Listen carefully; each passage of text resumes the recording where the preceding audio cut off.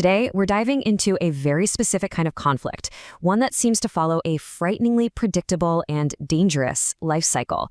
They're called fault line wars, and honestly, getting a handle on how they work is absolutely key to understanding so many of the global conflicts we see today. So, here's the big question, right? You see it all the time. Some local dispute erupts, and then, seemingly out of nowhere, major world powers start getting involved, sending weapons, money, political support. How does that happen? Well, the source material we're looking at today argues the answer is baked into the very nature of the conflict itself.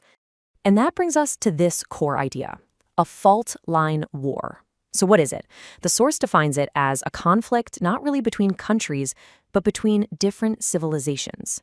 And when we say civilization here, we're talking about the biggest possible cultural identity, people who are tied together by a shared history, language, values, and maybe most importantly, a common religion. Think of the Orthodox Serbs, Catholic Croats, and Bosnian Muslims. That's the level we're talking about. Okay, so to really get this, we're going to walk through the entire life cycle of these wars step by step. We'll look at how they kick off, how identity becomes the only thing that matters, we'll unpack how these local fights go global, and then we'll get into the really paradoxical way they're stopped. And finally, what that uneasy peace actually looks like. You know, once a fault line war actually starts, it almost seems to take on a life of its own. It's not just a bunch of random events. It develops in this really clear action-reaction pattern. Every act of violence just feeds and justifies the next one, creating this vicious cycle that is incredibly hard to break. Now, this is where it gets fascinating. The conflict itself fundamentally changes the people who are involved in it. The fight stops being about something tangible, like territory or resources, and it becomes a fight over the very essence of who you are. The source actually calls this the hate dynamic. All the complex, multiple identities people once had, being a neighbor, a colleague, a friend, all that gets boiled down to one single hardened identity. The original reasons for the fight? Totally forgotten. It just becomes a simple, brutal struggle of us against them.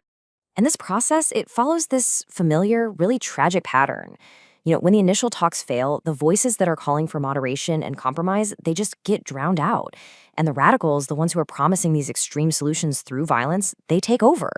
We've seen this play out in places like Chechnya and Tajikistan, where the goals went from, say, autonomy to all-out independence or total victory. And wow, this quote just perfectly captures that shift in thinking.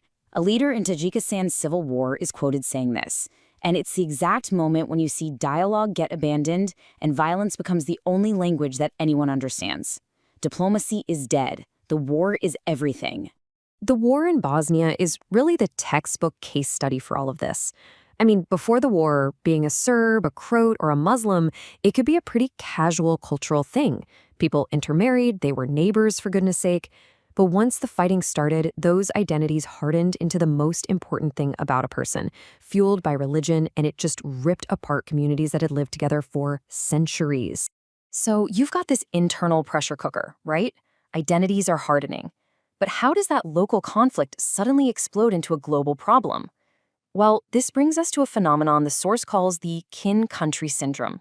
See, unlike the Cold War, where you often had the US and the Soviet Union kind of directing conflicts from the top down, today's conflicts tend to bubble up from the ground. Local groups, fighting for what they see as their very survival, they call out to their kin, other countries and groups from their same civilization, and they ask for help. And this table here breaks down the key players. So you've got the primary actors. Those are the fighters on the ground.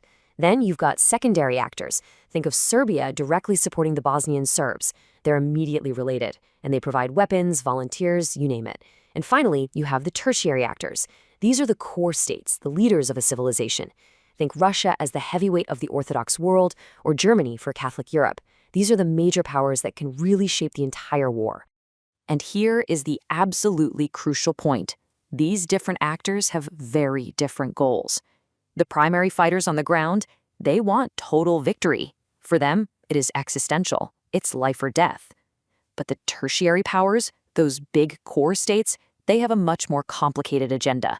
Sure, they want to support their kin, but they also desperately want to contain the war and stop it from spiraling into a wider conflict that's going to hurt their own bigger geopolitical interests. And again, Bosnia just illustrates this perfectly. The Croats got support from Catholic Europe. The Serbs were backed by Orthodox nations like Russia and Greece, and the Bosnian Muslims received just a ton of financial and military aid from all across the Islamic world. Each side rallied its civilizational family, and it turned a local war into a huge international proxy battle. So if you've got all these outside powers just pouring gasoline on the fire, how in the world do these wars ever stop? Well, the answer, paradoxically, lies with the very same forces that escalated the conflict to begin with. You see, peace really requires two key ingredients. First, the fighters on the ground have to be just utterly exhausted. They've suffered so much loss that continuing the fight just isn't sustainable anymore.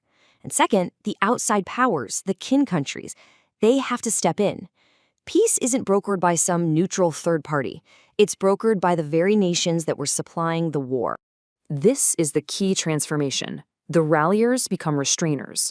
Because Germany armed the Croats and Russia supported the Serbs, they now have leverage. They can threaten to cut off the flow of money and weapons unless their side comes to the negotiating table. It's this complex three-level game where the big tertiary powers put pressure on their regional allies, who then put pressure on the fighters on the ground. But getting everyone to that negotiating table, well, it comes at a very high and often very personal price for the leaders involved. And this brings us to the final, and maybe the most treacherous part of this whole process. The source puts it so starkly with this quote: "To get peace, a leader often has to turn against the very extremists and hardliners that they once empowered. They have to make compromises that feel like a profound betrayal to the people who fought and died for the cause." Slobodan Milosevic of Serbia is the classic example here. I mean, this is a guy who rose to power by fanning the flames of Serbian nationalism.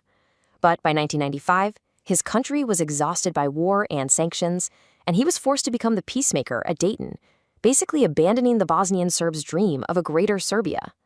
And for doing that, he was branded a traitor by the very nationalists who once saw him as a hero. And that leaves us with a pretty sobering reality.